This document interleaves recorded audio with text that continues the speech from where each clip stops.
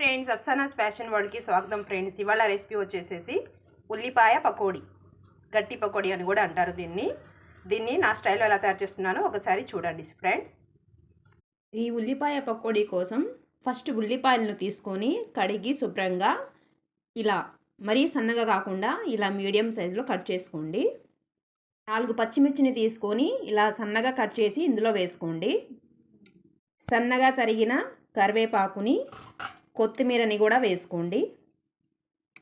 ఇప్పుడు ఇందులో మీ టేస్ట్కి తగ్గట్టుగా ఉప్పు, పసుపు, కారం, కొంచెం అల్లం వెల్లుల్లి పేస్ట్ని కూడా వేసుకోండి. ఇప్పుడు ఇందులోనే కొంచెం వాము, కొంచెం ధనియాలని కూడా వేసుకోండి. ఇప్పుడు ఇది మొత్తం మంచిగా కలపండి.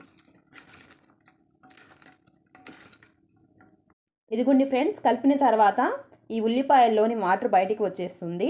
ఇప్పుడు ఇందులో 1 కప్పు శనగపిండిని వేసి కలుపుకోండి. ఇంకా వాటర్ వేయాల్సిన అవసరం లేదు, ఉల్లిపాయల్లో ఉన్న వాటర్ని సరిపోతుంది.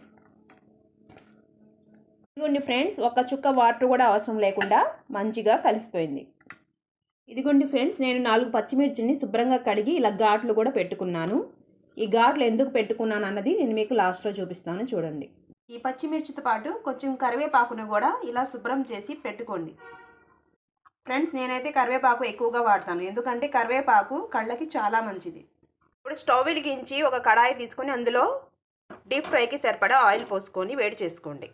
హైలో కాకుండా మీడియం ఫ్లేమ్లో పెట్టుకోండి ఫ్రెండ్స్. ఆయిల్ వేడయ్యాక ఇప్పుడు పకోడీలని వేసుకోండి.